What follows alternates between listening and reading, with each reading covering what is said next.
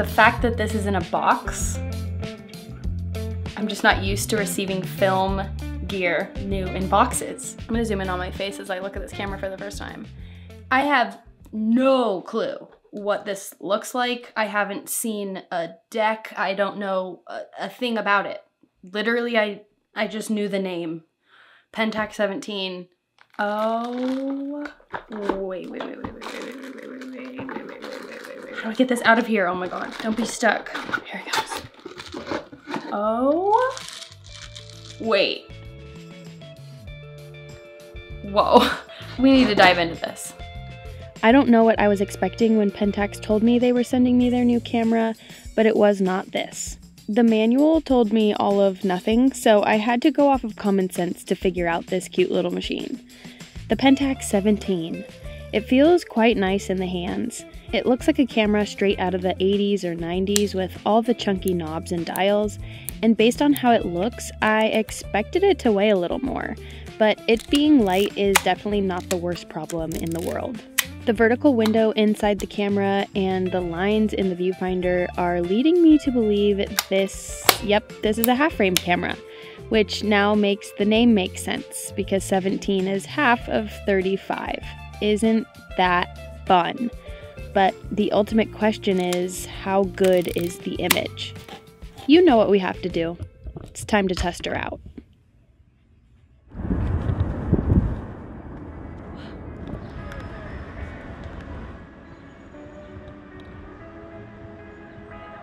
I loaded a roll of Portra 400 to go shoot golden hour on the street.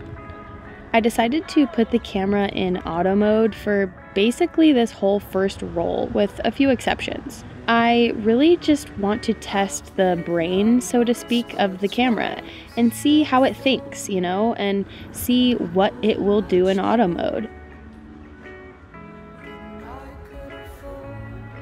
So this shot was a harsh reminder that the image you're seeing through the viewfinder is certainly not the image you're going to end up with on your negatives. I was trying to fill all that negative space with the little Eiffel Tower there, but as you can see, that did not happen.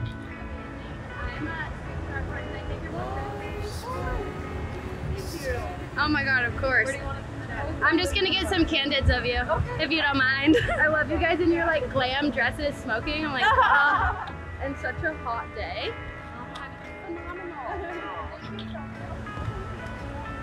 Before calling it a night, I wanted to do a flash test at the Bellagio fountains.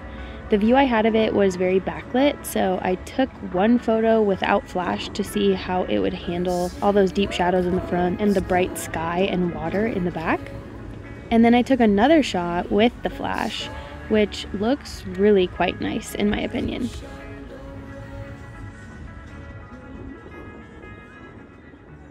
After taking just a handful of photos, I was really excited to get through the rest of this roll.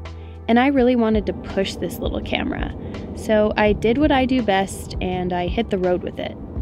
This time into remote southern Utah.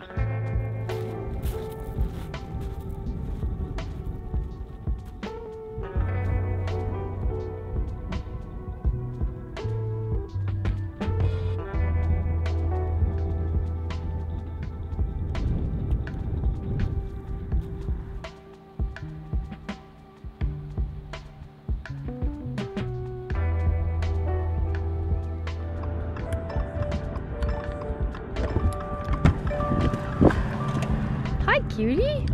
Oh, you're beautiful. See my camera?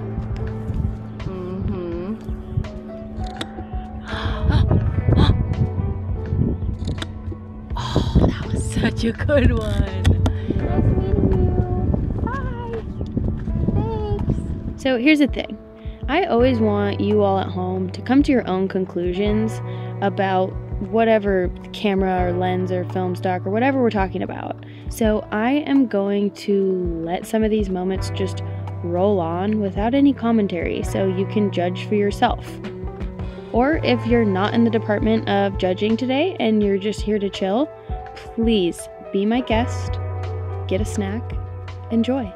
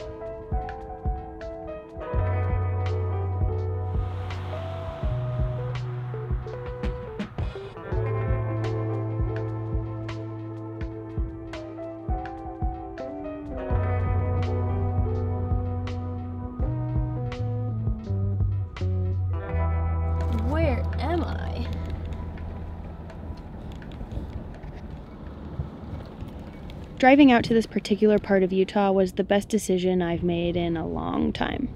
I mean, look at this place. I felt like I had driven to another world, fully transported. And just to add to the drama of this absolutely incredible landscape, just as I started to off-road and drive onto these sand dunes, what happens other than a really, really high-speed windstorm?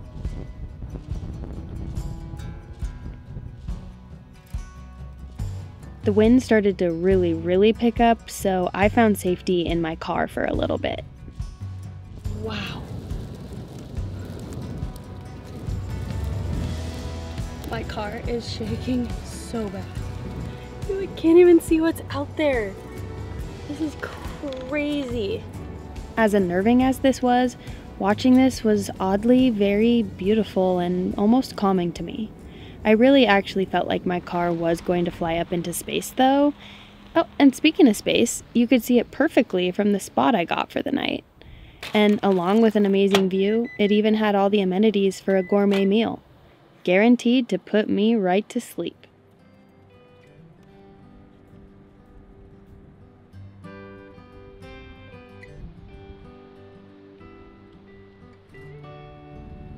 After a night of howling wind, I woke up to catch the sunrise. Waking up here was absolutely amazing. Actually, let me just shut up and let you feel it.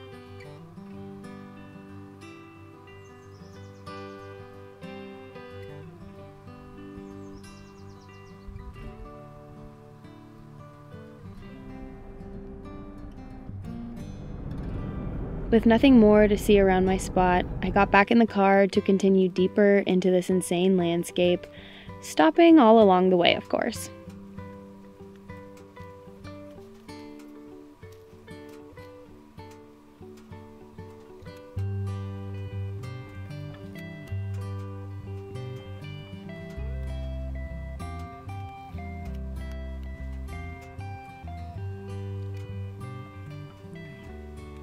On these long summer days, most of the day is extremely bright and frankly just not ideal for photos.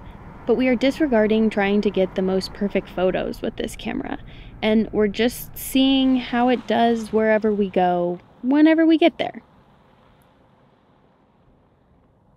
The thing about this particular area of Utah is it's made up of mostly dirt roads, so you have to really commit to a lot of effort to get different viewpoints of these vast lands. I personally thrive driving around from sunup to sundown, stopping at anything that catches my eye. I know that's not for everyone, but man, these days are so my cup of tea.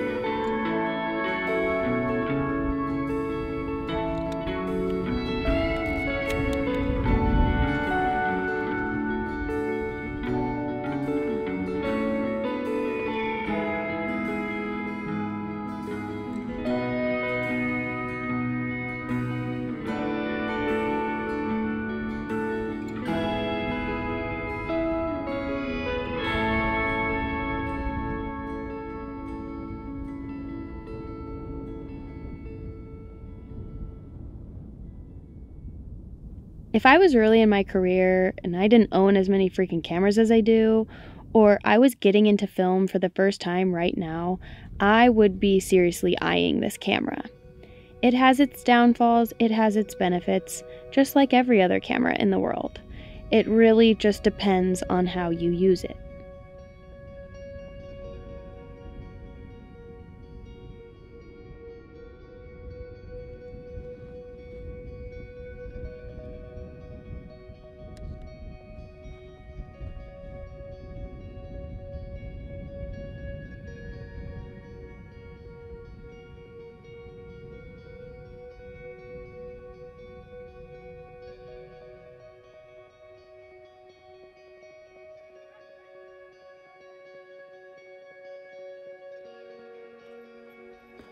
That shot felt like the end of the roll, so I think it's time to rewind. Okay, close it up. Okay, here's our first roll done. Wow, that took a while. Half frame is crazy. I think this camera really has a place in a lot of people's toolkits. I love that this camera makes shooting film more economical. I also really dig that it's so small and can fit in your pocket. The fact that it's currently being manufactured is honestly luxury. It's beginner friendly, it looks cool, and the glass lens makes it so the photos are sharper than most other half-frame images I've seen. After seeing this first roll, I think it's safe to say there's a lot more to try with this little thing. Don't you think?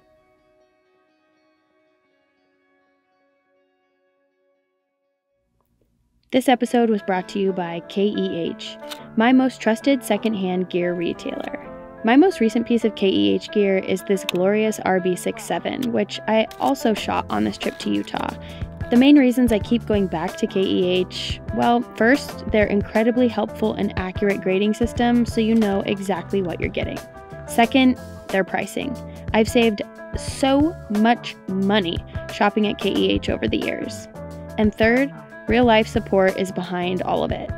I've been to the KEH warehouse in person, I've seen how it all goes down, and it only made me love them more. If you're in need of anything camera-related, you can click the link below to shop their amazing inventory. Thank you so much, KEH, for sponsoring this video, and thank you to you at home for watching. See you in the next one.